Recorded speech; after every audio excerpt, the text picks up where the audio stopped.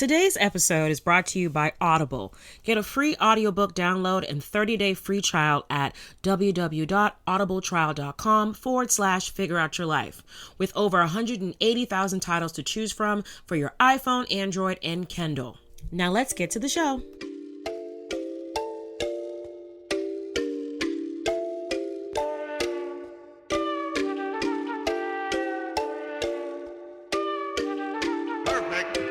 Welcome, everybody, to Figure Out Your Life podcast, where we try to find the answers to life's everyday problems.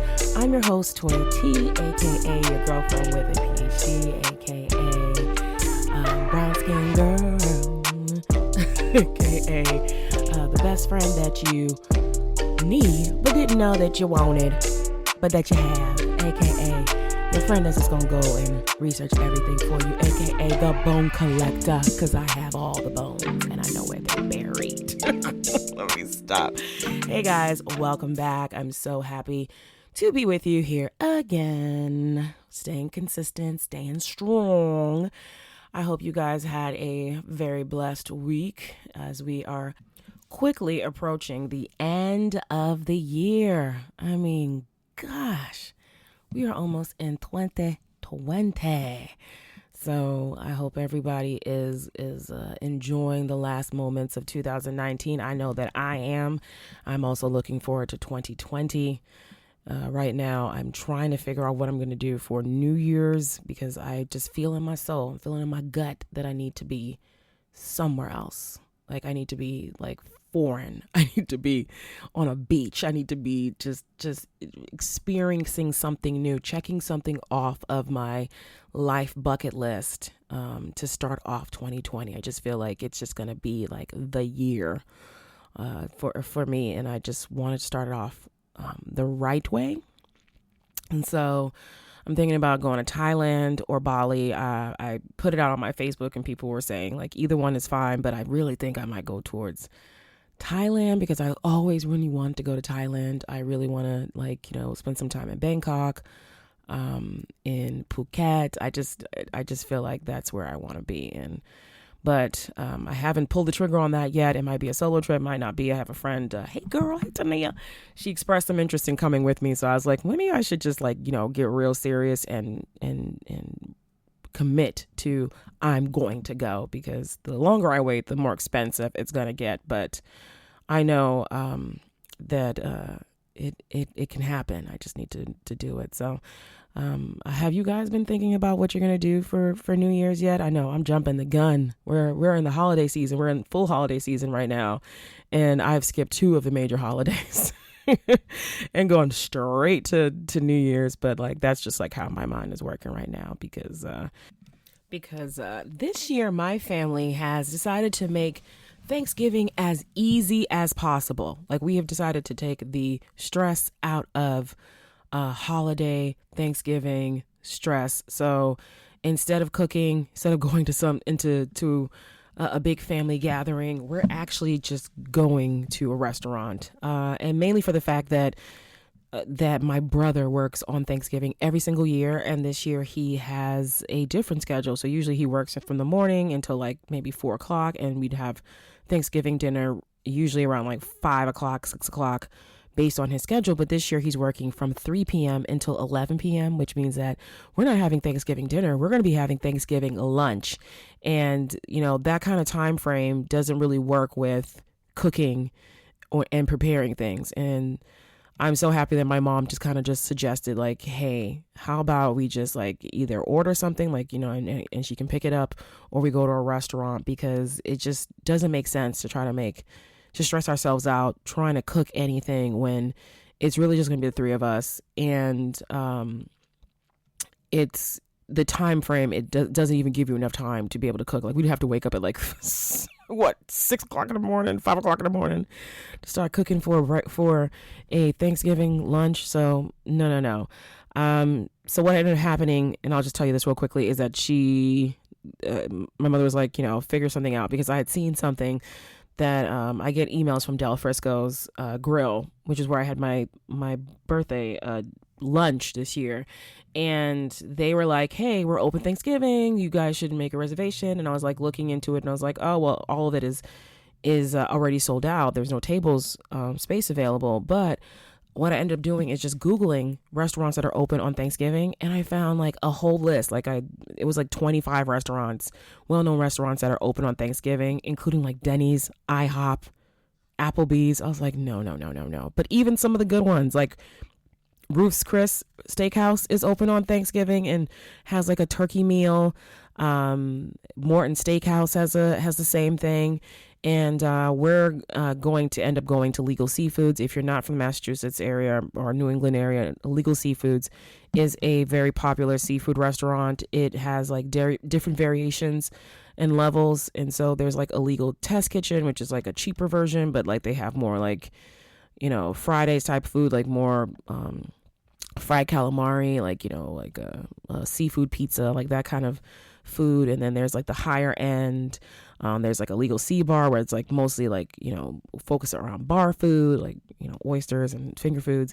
But regardless, like every single one of them, no matter what kind of food that they focus on, are going to be open on Thanksgiving. And the fact that they're all over the place makes it easier because like not only do we have a time constraint, but we also have like a distance constraint. So we need to be able to go someplace that is close enough to us that we can come home and my brother can come home, get dressed and go to work. So I end up making a reservation for 12 o'clock at Legal Sea Bar in Dedham. So if you see me and my family at Legal Sea Bar, or you just happen to be in Legacy Place, in Dedham, Massachusetts, you'll know where I'll be. I'll be in the Legal Sea Bar, and you can come by and say hi, happy Thanksgiving, as we are eating our chef-made Thanksgiving turkey and seafood, most likely.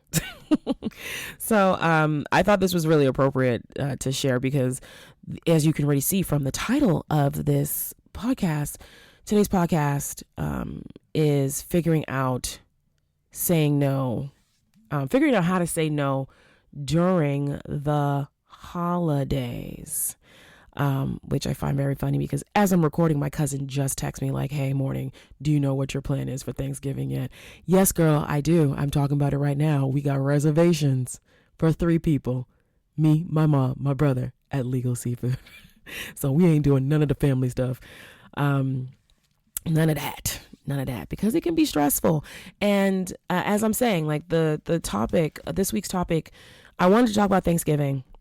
And I thought it'd be like, setting boundaries with your family and like how to avoid stress during Thanksgiving, or the do's and the don'ts of Thanksgiving. But I ended up finding this topic just, when I'm looking for topics, like I'm constantly looking for topics to talk about on this podcast, because since I already haven't set myself up for a season to season thing, like I feel like I'm like 26 episodes in. So like, what is this, like a Real Housewives of Atlanta season format? Because they have like 20 episodes in a season. And it's like, if I was going to do seasons, it would have been good to have stopped at like 12 and then taken a break. But since this is about life, I'm not going to be taking any breaks. I'll take breaks where it makes sense, but we're just going to be rolling through this week to week to week, as I'm available, as life continues.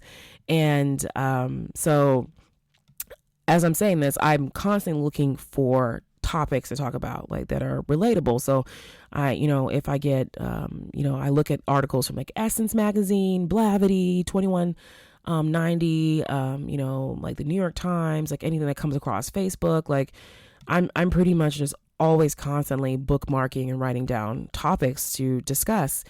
And so I knew that I wanted to do Thanksgiving, but I wanted to have like a little bit of a twist because, in preparation, I was listening to Getting Grown podcast. They had a episode called like the Nas of Thanksgiving, and they talked about like Thanksgiving meal fails and what Thanksgiving is like at their house and the things that they cook and how they spend it. And I was just like, that's cute and funny, but it's cute and funny when you have like more than one person.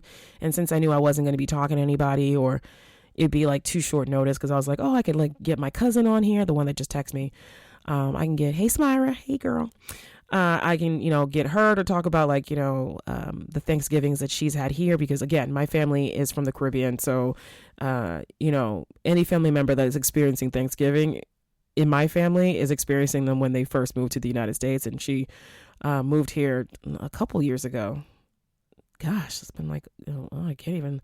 Well, either way, she's been here as long as I've been in Boston, pretty much. And so her first Thanksgivings are pretty much with us, like my family. And after I moved back home, I was like really experimental with like cooking Thanksgiving dinner. I took like full control of that. I was like, hey, mommy, I'm just going to do all Thanksgiving, like cooking, because like I want to try all these different things. And one year, we actually did turducken. I did turducken. I was like, I want to do turducken. I keep hearing about it. Like I've seen it on like, all these, different TV shows. They're talking about turducken, which is a turkey that is stuffed with a chicken that has a duck stuff into it. So it's a duck stuffed in turducken. It's a chicken stuffed in a duck stuffed in a turkey. And I think that was like one of the first years that I cooked Thanksgiving dinner, and my cousin Samira was spending it with us, and it was just so hilarious. Like we always still talk about it. Like I'm gonna tell you one thing, turducken sounds like fancy and like sounds like you're just getting a lot of meat, but it is not as great as it sounds. Like we got ours like pre-frozen, pre-made from, I didn't stuff these things myself, from Roach Brothers supermarket. And, I thought it'd be easier to cook than a turkey. And one, because I don't like turkey, period. But, it'd be cool. Like it has other things. Like I like duck, I like chicken. So like, it'd be like extra juicy, just meat on like a meat palooza. And it turned out being dry meat palooza because it took so long to freaking cook that thing. And because like you want to be careful, at least I wanted to be careful that no one got like salmonella or sick from the fact that you need to make sure that all of these different meats cook. And we all know turkey takes forever to cook. Chicken, not so much. Duck actually takes a long time to cook too. That I felt like I overcooked it trying to be safe, and it just was dry, and it wasn't as cool and delicious and decadent as I thought. And so that was like a thing. That's how I Thanksgiving fail. I Thanksgiving fail up. Yeah, you won't be seeing me take no turkey and stuff it with like a block of cheese, which they talked about it on their podcast that somebody did that, and I was like, my Thanksgiving fail plates don't be looking like struggle plates. They be looking like I'm rich, bitch. Shout out to Nene Leaks, Thanksgiving plates, but it's like, oh girl, why did you cook that? That's different. I don't think you should do that again, kind of thing. But I thought like, oh yeah, I could do that, but then I really didn't want to. So I happened to come across this topic that was talking about how to deal with holiday stress, like how to say no during the holidays, to protect your mental health. And I was like, oh my gosh, that is so interesting. So I went and took that, this title that I found, and I put it into Google, and I found all these articles that were talking about like holiday stress, which I didn't even, like, I knew that, the holidays can be stressful, but for me, especially when I was working, it was stressful because like you got to cook. I was teaching. I have like, it's coming towards the end of the school year, and like you have all these homework and papers that you have to get back to the kids, and like, people concerned about their grades, and then you just want a day off, and then, all this, and you're trying to stay, healthy. And so it's like a different type of stress than, that that is coming around that certain time, but I never was able to identify it. And it was just interesting to see that there's several people that have identified it. So that's why I thought it would be important to talk about saying no, like figuring out how to say no during the holidays, because as one of the articles started off, and I love it, I'm just going to read it. 'Tis the season to practice saying no. So it's not just 'tis the season to be jolly. It is 'tis the season to practice saying no, folks. Say it with me right now. No. Let's practice it. No. And I thought that would be helpful because many of us frequently just say yes to invitations, to, people ask you a favor, they ask for a request, to avoid the difficulty and discomfort of saying no. And this is according to the research of Columbia University psychologists Francis Flynn and Vanessa Lake, that, when we say yes, when we mean to say no, it is very much setting us up to become overwhelmed and exhausted. That and I really wonder where this comes from. I haven't read the research that they have put into, these psychologists have put into it, but I'm pretty sure, just from the fact that I have a bachelor's degree in psychology, and I have a PhD and a master's in sociology. So let me just pontificate for a second here. Let's put up a hypothesis.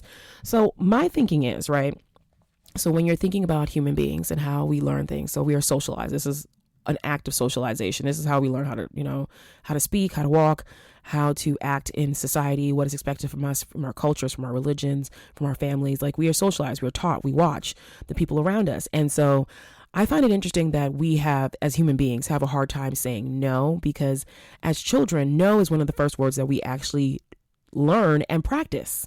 So I'm thinking of, like 2-year-olds, like I don't have kids, but like for my friends who have kids, I know that at 2 years old, it's the no season for the kids.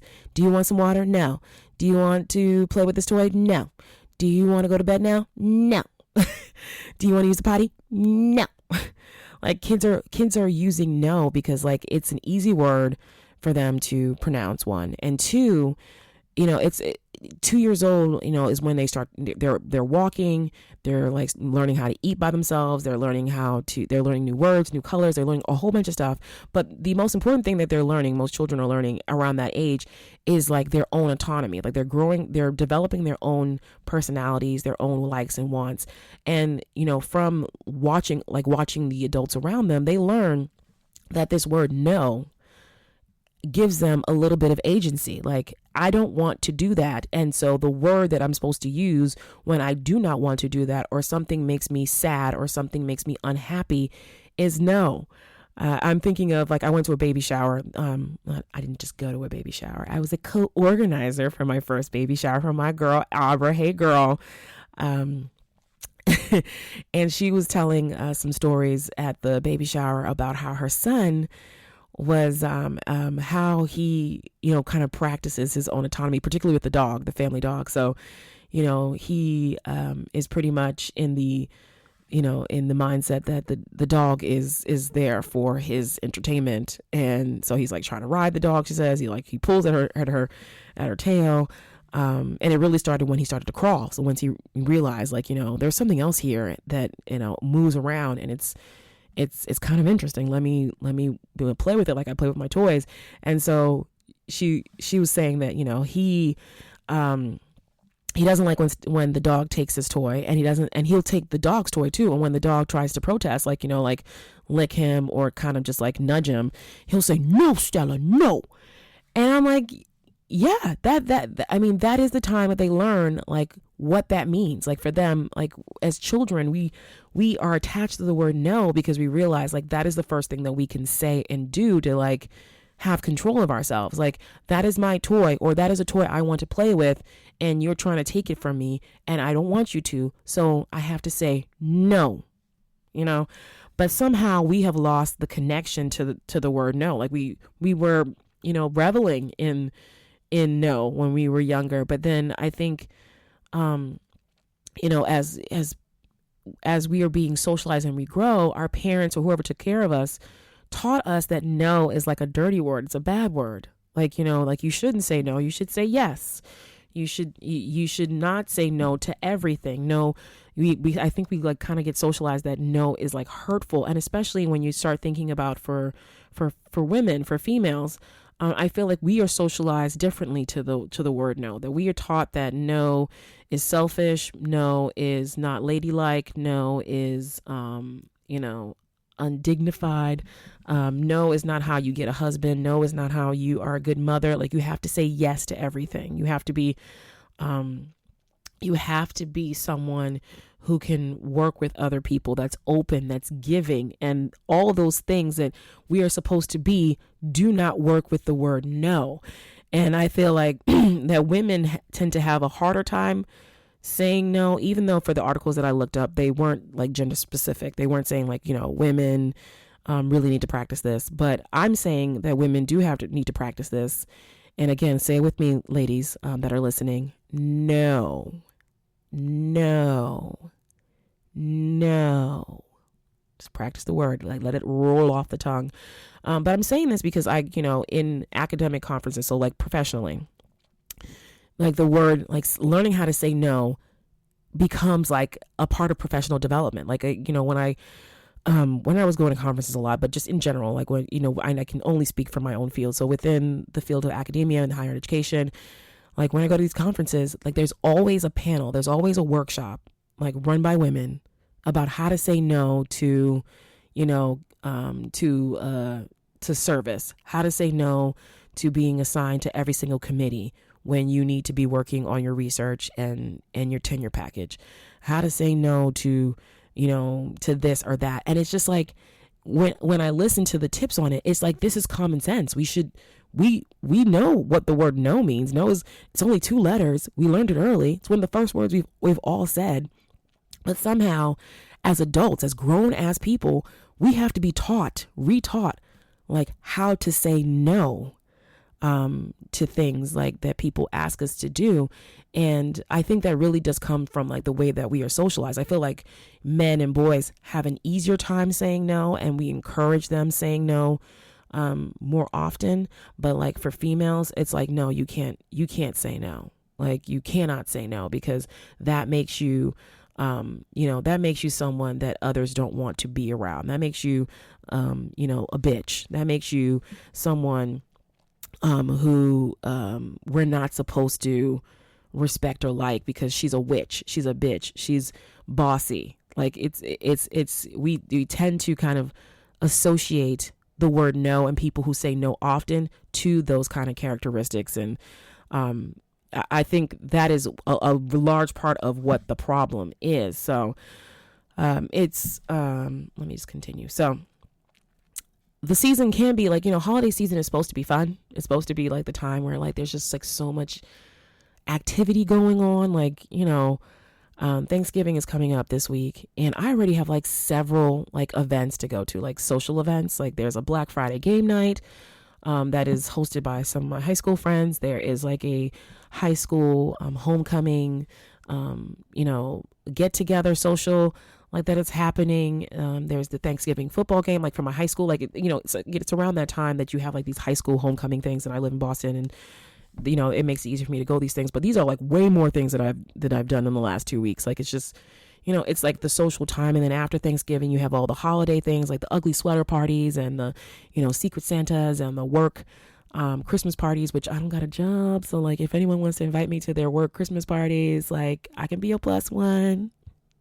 I promise to show up looking real cute, because I still got my Rent the Runway unlimited membership. I'm trying to get sponsored up in this shit.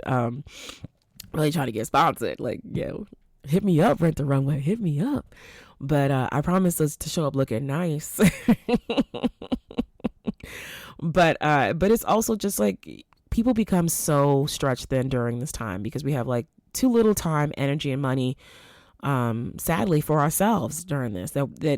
The holiday season seems to become about other people and not about ourselves. Like, and you think, the whole idea of Thanksgiving, the whole idea of like the Christmas, Hanukkah, Kwanzaa season is about being thankful, about being around family, about good vibes and giving and, and love, and joy. But it turns out to be stress and an energy suck and like bankruptcy, like a money suck. Like, it just ends up being all these things. And we beat ourselves up about it and become stressed about it because it's our own fault, because we have not, I just hit into the mic, because we are not practicing saying the word no, because we are so, I guess it's our inability or unwillingness to say no that just leaves us overextended, saying yes to everything. And it becomes, it is, the holidays is the time where it happens the most. And some of that, again, comes from the fact that, as I said, like, we're human beings, we're socialized, around what no means, what yes means, that yes makes you a better, like, a nicer person, a friendlier person. And, as social creatures, we feel obliged to be around other people, even at our own expense. Like, we don't want to be alone. Like, you say yes to something. And I said this in like my pick me mentality episode.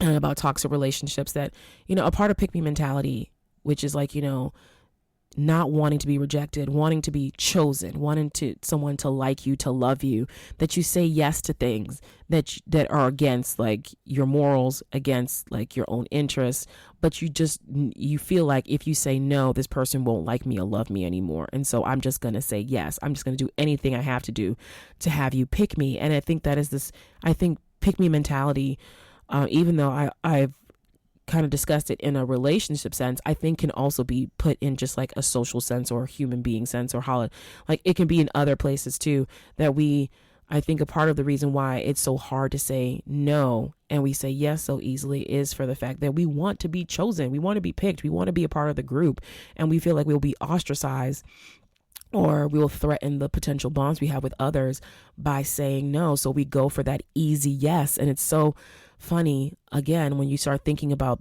the way that we characterize these words, yes and no, that yes is easy and no is difficult. And it should be the other way around. No should be easy and yes should be difficult, because when you say yes, you are, obliging yourself to something. You are committing yourself to doing something, and that takes time or energy or effort that you will have to spend, personally. And so it should be something that is harder to get to. You should be really thinking about what you say yes to, because it involves more energy and more effort and money, right? And so saying no during the holidays can be extremely beneficial, but just saying no, I think 24/7, 365 days, and next year 366 days a year is a good practice. I guess I should write the antithesis of Shonda Rhimes' book, which is, Year of Yes, and just write a book called Year of No, or make a movie or a little short series. Like, you remember, there's a Jim Carrey movie, which I think is also based on a book called Yes Man, where just like Year of Yes, it was like a man who was like closed off, and he became more open and lively by practicing saying yes to every single thing that people asked him to do. Do you want to buy a car? Yes. Do you want to join my gym? Yes. Do you want to try, fried crickets? Yes. He just had to say yes to everything.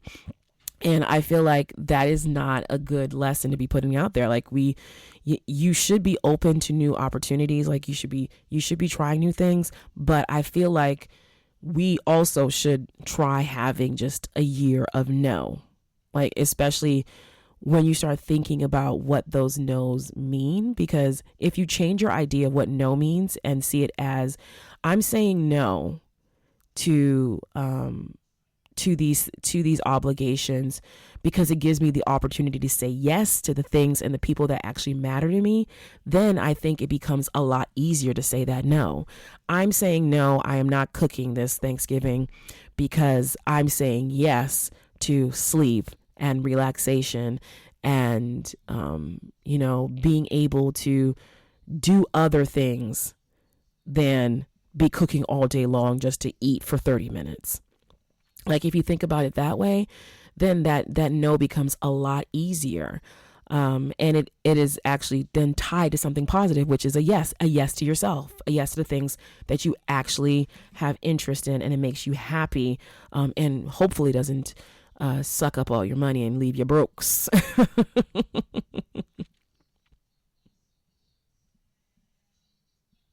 So, let me keep going. So from one of the articles, it says, according to Harvard behavioral scientist Sendhil Mulnathan and Princeton economist Elder Shafir, and they have a book, they said, called Scarcity, Scarcity, Why Having Too Little Means So Much. They explained in their book that the busier we get, the more likely it is that we will have a harder time saying no to the next request. Ain't that crazy? So you're already busy. You already got a full schedule. And it's so funny that when you start getting into the habit of yes, like you just keep saying yes. So you don't, or the habit of not saying no. So it's like, oh, can you do this too? Yes. Can you do this too? Yes. Do you mind? No. Like you just keep going. Like you just keep extending yourself, even though you know, like, okay, I'm going to be busy cooking this, and then I got to go bring people to the football game. I got to pick up people from the airport, and then someone else asks you something else, and you just automatically say yes because you're in that yes mode. And that is just crazy. And the fact that they wrote a book about it is just like, I think I might have to check this one out, because the fact that they say that it makes it harder, that you would think that when you have less time and less money, that it'd be easier to say no, but somehow it's not. It's harder for us to say no. And this happens because they said when we are stressed and tired, we tend to act out of habit. And so if you make a habit of saying yes, this is why I feel like Shonda Rhimes didn't have to write that Year of Yes book. I mean, for her, I guess the way she framed it, I love the book. Like the way she framed it, she really put it in terms of like the things that she always wanted to try, but never felt like comfortable trying. So like doing things scared, doing things even when you're uncomfortable, just to have new experiences. And so she's saying, I'm saying yes to myself. I'm saying yes to saying no. I think that's one of the chapters too. Say yes to no. I love that chapter. Definitely suggest that you check out Shonda Rhimes' book on Say Yes to No. I forgot about that chapter. I have it bookmarked. I have the book and I have the audio version of it. And I need to revisit that because, again, like it's about habits. And so you have to, for her, the whole talking about the Year of Yes, she was like in the habit of saying yes to things, like, because before she was in the habit of saying no. But in this case, I'm saying that you have to have the habit of saying no, or coming up with ways to deal with your habit of saying no. Because like you may not be aware. You may be unaware that you're doing this. You can, someone automatically asks you something and you just say yes without even thinking about what did I just commit myself to. But now that you are aware of the fact that no is so much easier for you, and that we just are in the habit of saying yes to everything, then you can now be more mindful and train your brain to habitually say no instead of yes to those requests that you aren't really excited about. Let's go into some Marie Kondo here. If it does not spark joy, say no. It's like automatic joy. Hey, Joya, do you want to go to brunch? Does that spark joy in me? Yes, it does. Yes, I do. Hey, Toya, do you want to pick me up at 3:00 in the morning and drop me off at the airport? Does that bring me joy? Does that spark joy? The thought of that, waking up early, then having to bring someone to the airport. No. See how easy that is? No. So think about what sparks joy for you. What excites you when they ask you to go to this? Like, you don't have to say yes to everything. You don't have to say no to everything, but say yes to the things that spark joy for you and say no to the things that don't excite you. Like, no, I don't want to do that. Saying no during the holidays can actually also help your finances. Like I said, don't end up broke because everyone asks you to pay for this, to do that. You run up your gas. You're buying all the food in the world just for a 30-minute meal where everyone's going to be sleeping and taking that shit home with them. Say no. And this is not even just Thanksgiving. Think about like the holiday, Christmas, Kwanzaa, Hanukkah season, where you might be spending quite a bit of cash buying gifts for those you love and yourself this season, but then also you're also buying for your friends, for your work friends, for the Secret Santa. Like, say no. You don't have to. You should be focusing on yourself and the people that you care about, that are your loved ones.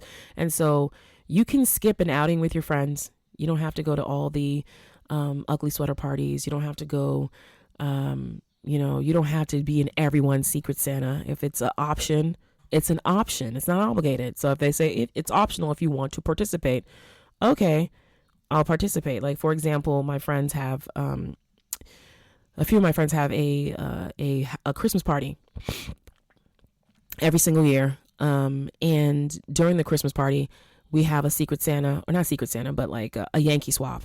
But on the invitation, it says, if you want to, participate in the Yankee swap, buy a gift that is like $20 or less or whatever. But it is not it's not an obligation for you to attend the party. It's just like, if you want to get a gift and engage in this activity that we'll have, you can do so. But that's how we should start thinking about things, is like, you don't have to do everything that people ask you to. You can say no. You can say no. No, I don't want to do Secret Santa. No, I don't want to do Yankee Swap. No, I'm not buying gifts for every single person in my family. You can just say no, and it'll save you quite a bit of time and money. And that goes for your holiday parties at work too. You can just say no. Just say no. But there are, and just remember also, there are very few circumstances where you truly cannot say no. Hey, I'm sick and I'm dying. Can you take me to the hospital? That is not something you should say no to. That is not something you should say no to. Okay, but that is one of the few where you just can't say no. But this year, I want you guys to put yourself first, okay? And you might make some people mad, but that's because they're so used to you saying yes all the time that they don't know how to handle you when you say no. And so you should get them into the habit of knowing that sometimes your girl Toy T is going to say no to you. Okay, they're going to say no. And you might feel a lot of guilt over saying no. But that is something that you've imposed on yourself. Again, it's something you're imposing on yourself. That's something you're socialized to. And we just have to socialize ourselves to see no as not difficult, to see no not as a bad word, to see no as not something that will make people stop liking you or cause you to be ostracized, and see no as a yes to ourselves, as the opportunity to say yes to things that we actually want to do. Hey, girl, do you want to come to brunch? Or breakfast, or do you want to go out tonight? This is just like, let me not say brunch because I always say yes to brunch. If someone asks me like, hey girl, you want to come out on Tuesday night? And it usually probably is a no. Or Saturday, like, no, like I'm probably not. And it's cold outside. No. But unless someone else's livelihood is in your hands. So like, that's one of the things too. Like if someone's livelihood's in your hands, you are obligated to do something as a part of your job. So like, hey, can you close up the shop today? Or can you please send out this email before you leave for the Thanksgiving break? Like, don't say no. Like, if it's going to cost you your job, you say yes. But everything else, you can say no. Everything else, if it's not going to affect someone else's livelihood or your livelihood, say no. Just say no. Because everything else is entirely up to you and no one else. And so here's where we get to the tips here. So I have 7 tips for you. Yes, I do. Toy T got 7 tips for you, okay, on how to make saying no easier. And I'll give you some examples too. So I want to make sure, again, let's practice the word no. Very good, guys. Very good. And so here are some strategies. Here are 7 strategies for saying no. So here's number 1. Say no so you can say yes to what matters, like I was saying before. So here's some things to say no to that will come up around the holiday season. Say no to going. So hey, we're, the family, everyone's family lives all over the place. I mean, my family in particular in the United States lives in 3 places. They live in Florida, Connecticut, Massachusetts. That's it. That is it. And most of the time it is the people in the Massachusetts that will sometimes get together and do, a Thanksgiving or Christmas or Easter or whatever. But sometimes, even if they're in the same state, we just don't want to go. And it's okay to say no. Like since I moved home, I've helped my mother start the practice of saying no. Although I prefer she doesn't say no to me, but that's the after effect. She'll say no to me. But particularly when when I was working and, of course, my mom's always working, and especially when the weather sometimes we're getting cold. Like I remember one Thanksgiving, we just decided we're not going anywhere. We're not going to overextend ourselves. We're not going to ask hey, is anyone hosting this, or offer to host. How about no to going? Just no. We can't make it this year. Or you just set up a schedule. I know for those who are married, so for my married friends who have in-laws that live maybe in different states or different countries, the easiest way for you to solve this problem is you just choose one destination per holiday and alternate each year. So if it's we go to his mom's house or or my mom's house the next year, or, we make a schedule of like stay home, we host, or we go to this parent's house or that parent's house or whatever. Like, you should plan this out ahead of time so that you take the stress out of it. And so that you can easily say, this year we're not going to be able to go because we already extended ourselves to something. So you get yourself ready, to, not overextend yourself. So you're like, okay, I already know I have to go to Baltimore because that's what we planned ahead of time. And so if anyone asks us to go anywhere else, we just say we're going to Baltimore. Or this year it was the year that we stay home. And so we are staying home. We cannot come to this. And I know for some of my friends, like that's how they operate. Like my girl TT and her family live in Australia, and her family lives in the US, and her husband's family lives in Kenya, and they will alternate like every other year, whether they go to the US, or I think they go to the US maybe every summer, but for Kenya and for the holidays for her husband's family, it's every other year they go. And so it's set. And so you can say no. If someone asks you on the off, you're like, nope, we're not going to that. Say no to gifting.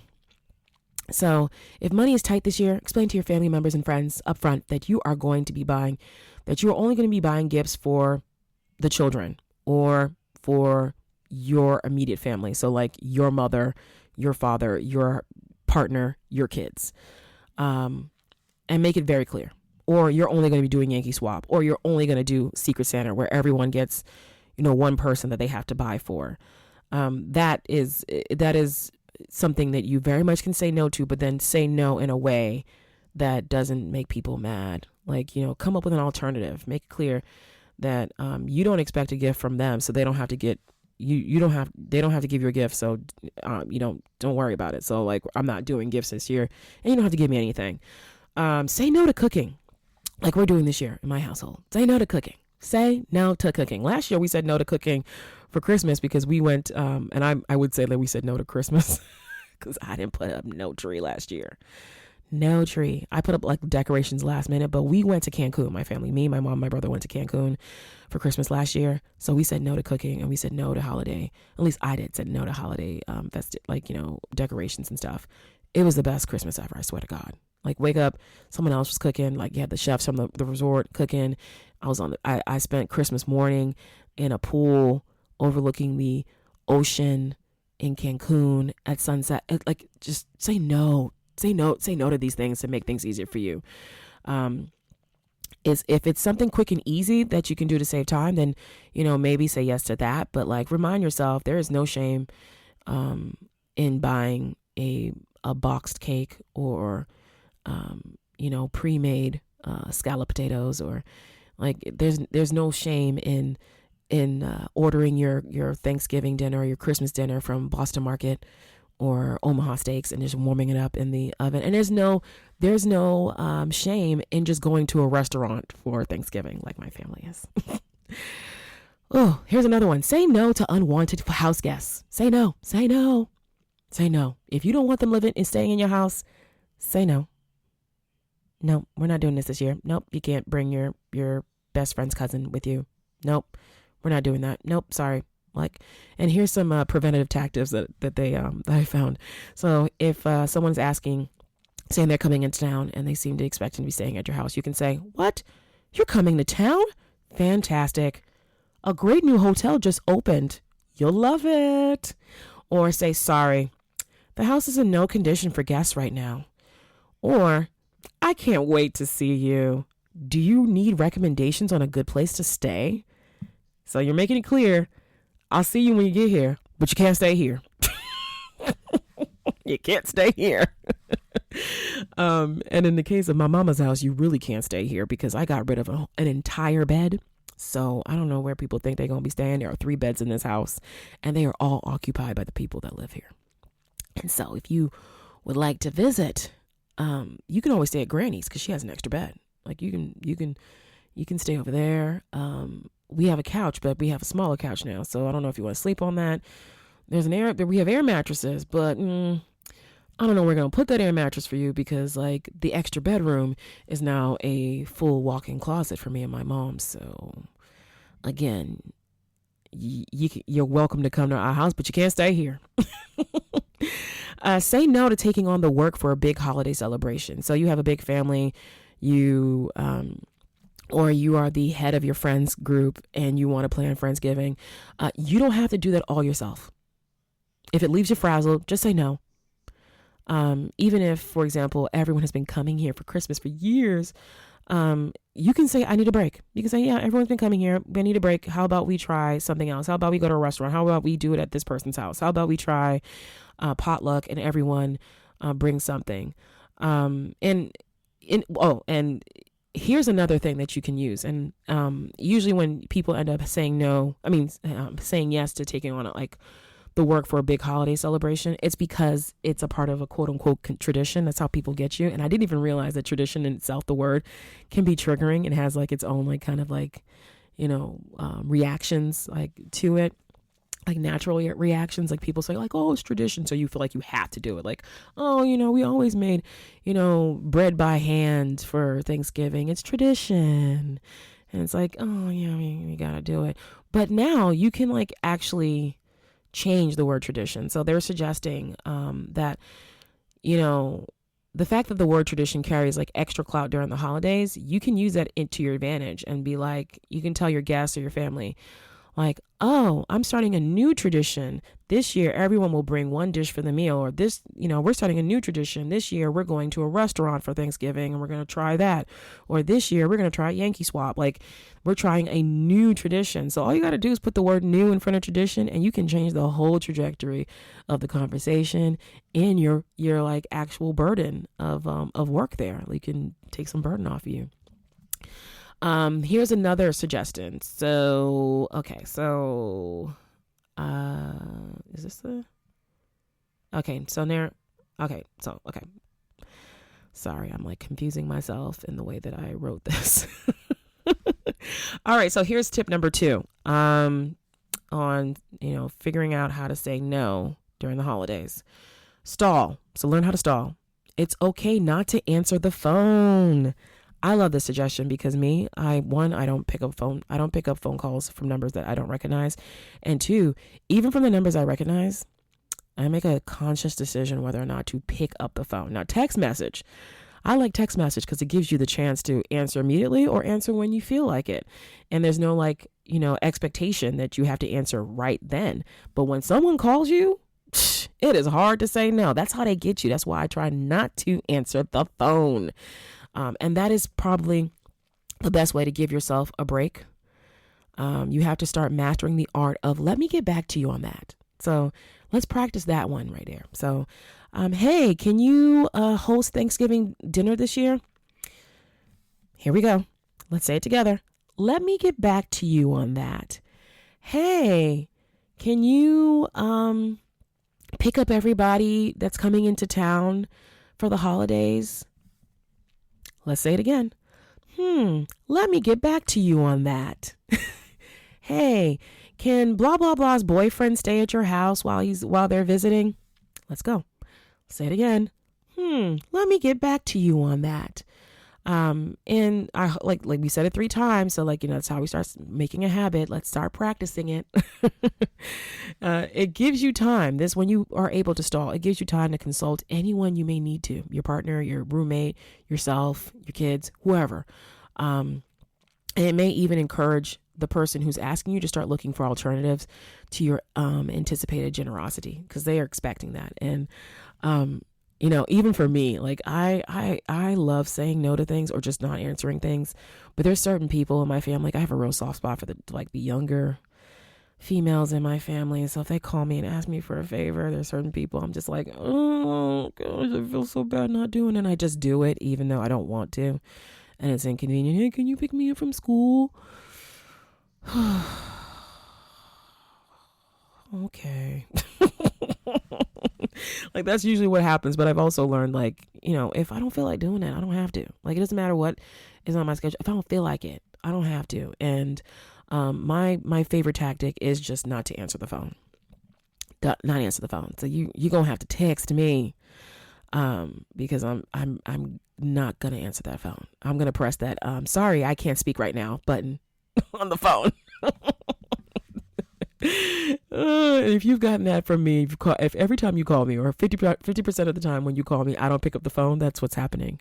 It's not personal. It's just personal for me, as in like I don't have the energy to talk to you right now. All right, number 3, consider your reasons. So for more difficult requests, saying yes may seem easier in the moment, but it can often make things much harder in the long run, because then now you have to do this thing that takes up time or money or energy. And so if you have a really good reason to you for why saying no would make your holidays less stressful, just make sure you're confident in that reasoning. So here it is.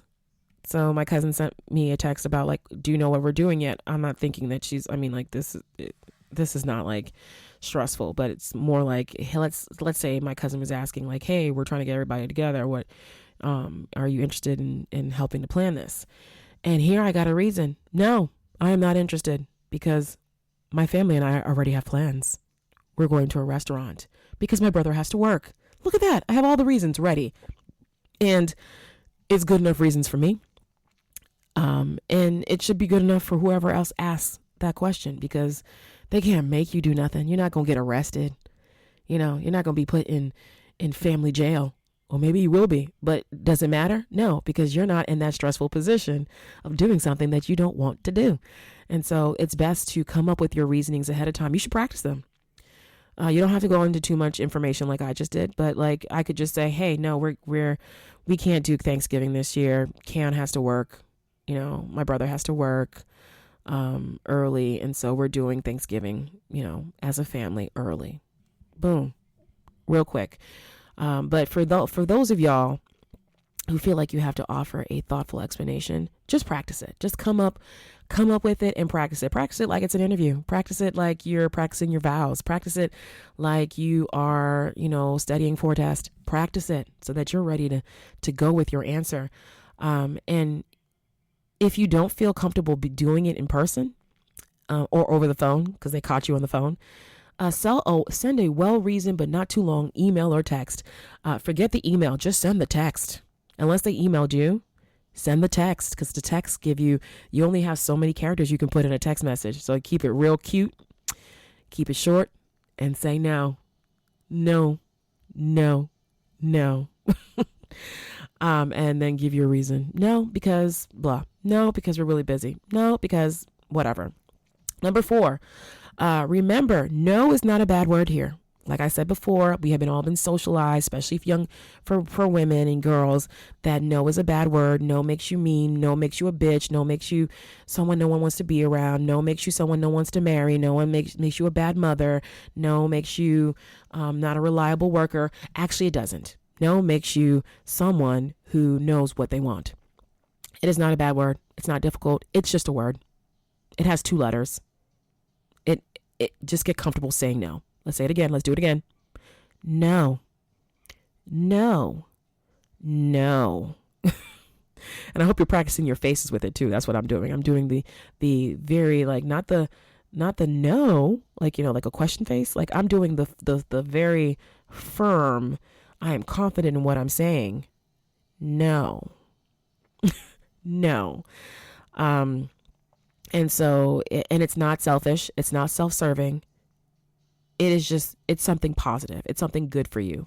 Remember, saying no gives you the opportunity to say yes to things that you actually want to do. Okay. On Thursday, what I want to do is I want to work out. It's like, do like the pre-Thanksgiving workouts, either a run or a dance class. And then I want to eat, and then I want to chill. That's it. I don't want to cook. I don't want to be cleaning. I don't want to be, like getting dressed to have like, family time and have to avoid like random questions or avoid my grandmother telling me that I'm getting big. Oh, you're big. Like, Granny, that's not a compliment. And you're making me uncomfortable. And you're making me feel like you're watching what I'm eating. I don't need people asking me like, oh, how's work going or how's the job? No, I don't want to talk about that because it's Thanksgiving and I just won't chill. And so let's just practice saying no, because it's not a bad word. It's not a dirty word. It's a good word. No. Let's no. Number 5, So number 5 on this list, adopt softer alternatives to no. So like, just like I said before, like, the stalling, like, let me get back to you on that.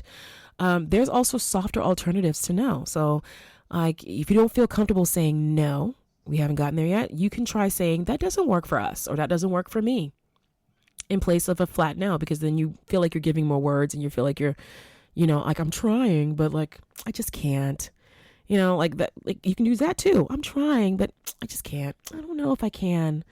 Let me get back to you on that one. Or, I don't think it's going to work for me, or I think I'm going to be really busy this year, so I don't think I can do it, or I can't do it. I'm sorry. It's a softer way of saying no, but it doesn't really require any explanation. Just, it doesn't work for me. It's not a good time. It's not going to work out this year. Let's try next year, or, try me again next week. Like, just find softer alternatives to no if you don't feel comfortable with no yet. We're working our way up there. We're exercising to get to the peakness of our no-ness, of our no ability. Number 6, don't make promises you don't intend to keep. Because that's stressful. Because saying no can be uncomfortable for some people. People often try to close with something hopeful or positive in an effort to soften the no blow. They will make promises they don't intend to honor down the road. I am notorious for this, mainly for the fact that, like, I feel like I'm socially awkward. Some people will say I'm an extrovert. I would say that I'm an introverted extrovert. I love like being with myself. I don't mind being alone. I don't mind spending time with myself. It came from being 10 years of being an only child, even though I was surrounded by family. And I'm comfortable just being with myself. And so,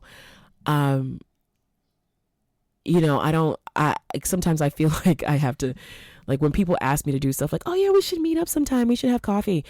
Most of the time I do mean it. If I say like, yeah, we should definitely have coffee, and like I follow up with it, like I really do mean it. But sometimes, like, you're talking to somebody and then they're like, oh yeah, we should, like, you say no to whatever they ask you to, like, hey, can you do this? And you say no. I was like, oh, well, what about, can you do it next week? And you still don't want to do it. And then you're like, oh, well, maybe, let's see. Let's try not to do them. Maybe let's see. So as we were just talking about softer alternatives, the softer alternatives should have a definitive answer of like, that doesn't work for us. That doesn't work for me. That's not going to work. It's not a good time, which means like, no, like you just stop there, but do not continue with the like, oh, let's try next week, or maybe next week will work for me. Or, I think maybe I can do it possibly. Like, don't put the possibly in you. If you don't intend to keep your promise, don't do it. And that kind of just makes me feel like I need to email some people that I said yes to things that I knew that maybe I don't want to do or put the time and effort into or not interested in doing, like writing recommendations for college applications when I am not fucking working. There's no other way for me to say that. I'm not teaching. I'm not working. Like, it's awkward having to put down, like, because, when you write recommendations, you have to put your title down. So I wrote like 2 recommendations for one of my former students for graduate school, because it was easy and it was still there and I was going through all my emails. And at the end, some of them asked for a title. So like, my name and my position, like title and position. And I'm like, what am I going to put? I'm not working. So like, but I don't want it to seem like I'm some random person that wrote her a recommendation. And so what I ended up doing, which made me feel really uncomfortable, but people can't question, I put in independent social science researcher. Because ain't nobody can come at you like I have a sociology degree, so I can be doing research all the time. I'm doing research right now for this podcast. Look at this. That's my social science research. But it's still within the field that they would respect for this recommendation, this school recommendation. But like for this, I have like a high school student that I promised that I would send out references for. And I said yes to the email, but then I just glanced at it, but I was busy. And then I finally read it and I was like, oh shit, this person asked me on October 30th to send out recommendation letters for college. One of them was due November 1st. And I was like, yeah, I can't. I think I told her I can't do that one. The next one was due November 5th. I definitely did not do that. Then she DM'd me on Instagram because like she follows me on Instagram and that's a good way to get me, and said, hey, like, my counselor said you haven't sent out the recommendation list. Can you do it? And I was like, yeah, I'm sorry. I'll do it tomorrow. Did I do it the next day? No, I did not, because I didn't want to do it. And I should have just said no, but I feel like I love working with students, and I always just want to help out, especially, students of color, and especially females. So when like females ask me for recommendations, young women, young girls that I've, had the opportunity to teach or mentor, I just feel like I need to say yes, because I want to help them in any way that I can, as people have helped me. But then I also realize that also takes away from like time and energy that I could be spending on other things that I actually really want to do or make me more comfortable. Like right now, I just kind of feel uncomfortable writing recommendation letters when I'm not working, because I don't have a title to put on this. And I feel like maybe the recommendation has less weight because I'm not working and I don't have like a school position to back up, the authenticity of my recommendation or my credentials. So I should have just said no. And I feel like I need to email this young lady and apologize for promising. And I hope she found somebody else to write her recommendations. I mean, I guess she was applying early to these schools, because why are these recommendations due in November? Like, I can do January, but not November. I just not in the place. And even now I'm saying I could do January. That's not true. I'm still going to be uncomfortable because I still don't have a title. And so I'm just going to have to learn how to say no to that. Look at that. Not just for the holidays, but just for life.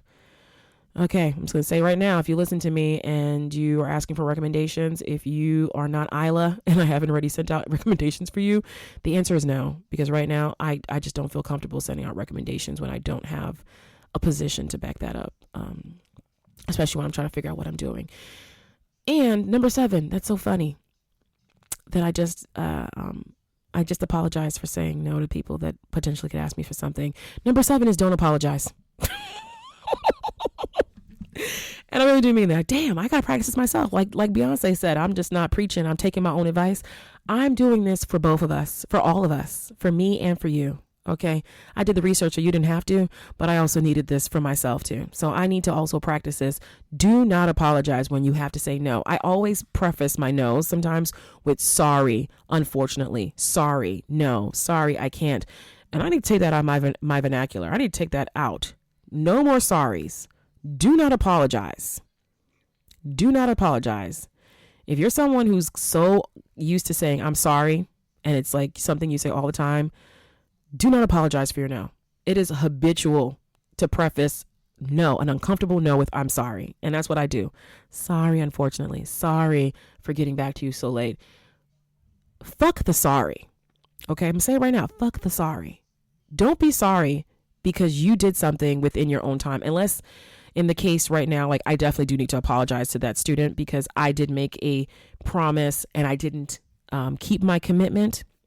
And that was because I felt uncomfortable saying no, because I want to be helpful. And I, again, because no comes off as so dirty and bad and like selfish and unhelpful, like in my vein of wanting to be a student advocate and be someone who actually advocates for students and helps them and supports them in their academic, professional, personal endeavors. I have a problem saying no to them. It is okay for me to say no when I am uncomfortable, and I need to learn that. No sorries, but for this person, I definitely made a commitment I didn't keep, so that deserves a sorry. But for everyone else asking me, if you ask me for a recommendation, you ask me to do something that I don't want to do, no. And let's practice saying no without the I'm sorry. No, I cannot do that. No, it does not work for me. No, I will be out of town. No, it's just not a good time. No, I'm busy. But if you're confident in your reasons, you really don't have to use the I'm sorries. But people still seem to feel like it's delivered better if you put the I'm sorry there. But let's just stop. There's no need to apologize for doing what's best for you and possibly your immediate family, whoever you live with, your pets, your mental health, your physical health, your financial health. Just say no. Say no to guilt. Say no to anything that makes you uncomfortable. Say no to things that are going to make you broke. Say no to things that are going to make you sleep less. Say no to things that are going to run up your electricity bill. Say no to the things that are going to take you away from taking a nice Thanksgiving nap. Just say no. Say no to the gifts. Say no to the nasty holiday cake. Say no to the ambrosia. Say no. Say no. to anything that you don't want to do. Say no to the airport pickup. Say no, say no, say no. Oh, that reminds me of the Beyonce, the let's just try this. Let's do, remember the Destiny Child song? No, no, no, no, no. But then they go into, it's really yes, yes, yes, yes, yes. Oh my gosh. You know that song was written by a man, right? It was written by Wyclef, I think. Wyclef Jean from the Fugees. Okay, let's not use that one. Let's not use no, no, no, no, no when it's really yeah, yeah, yeah, yeah, yeah. Because it's really no, no, no, no, no. No, no, no, no, no. No, I'm not sorry. No, I don't feel guilty. No, I don't feel shame. It's just no. Let's get into the habit of not shouldering too much responsibility, overextending ourselves, stressing out ourselves. We're just going to start prioritizing our own time as it best suits us and our families, and make time for ourselves, spend our time better, and have a more relaxed holiday. And with that, I'm done with this topic. Let's say it again. Let's end with a no, like kind of like yoga, you know, when they go, let's do an arm of a no. So here we go. 1, 2, 3. No. And we're done with that.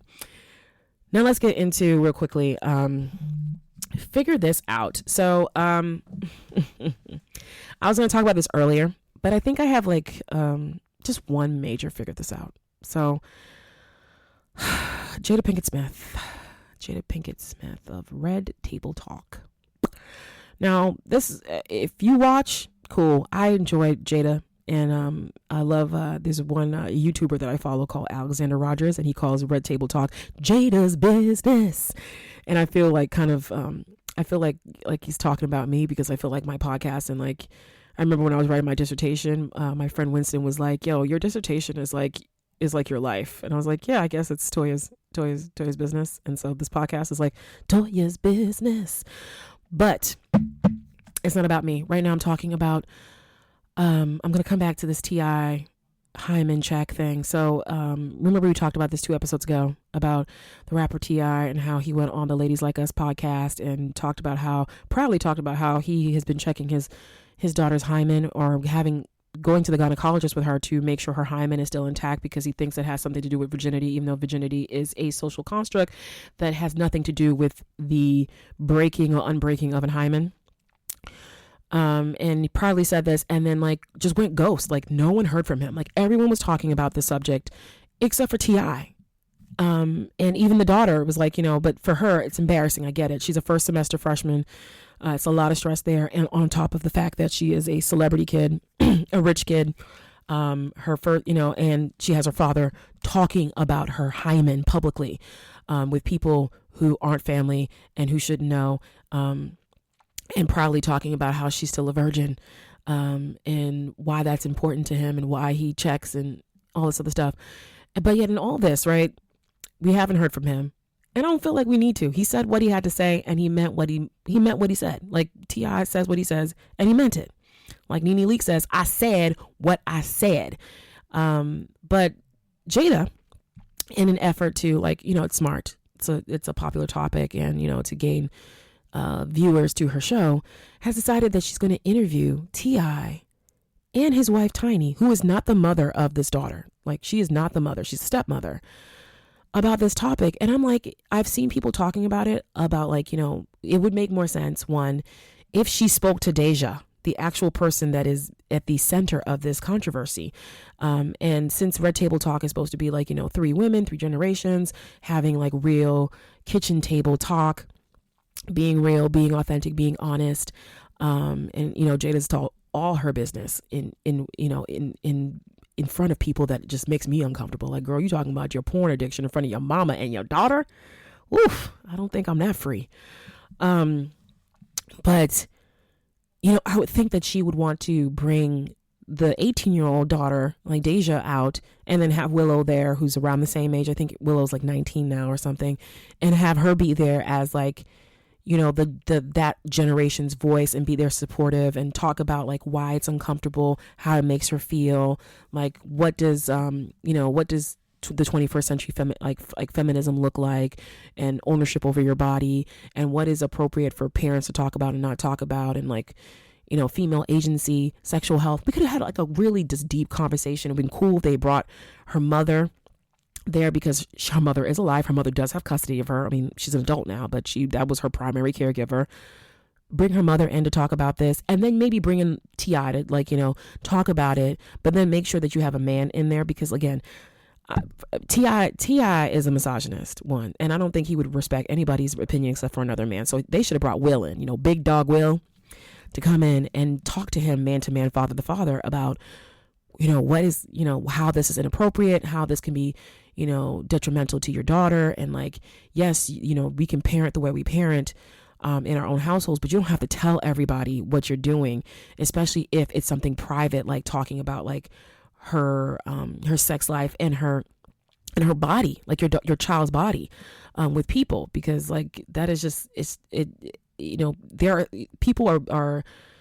are some people who will be engaging in voyeurism, and like you're opening the conversation about your child's vagina, her hymen, and you know, her sexual activity to strangers, particularly men who might be predators. So like, you know, it would have been interesting to have this conversation. Instead, Jada decided for some reason that she's gonna bring up T.I., who is gonna talk over them and expeditiously use every single word from the thesaurus and Webster's dictionary that he can find to make him seem like he's smarter than he really is.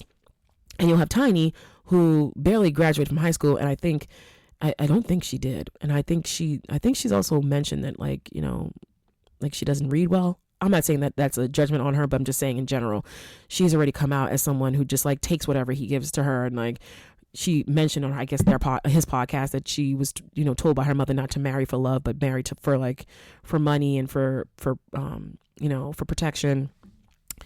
And I mean, this man has publicly cheated on her all over the place, and she's still with him. Even when she threatened to leave him, she still came back.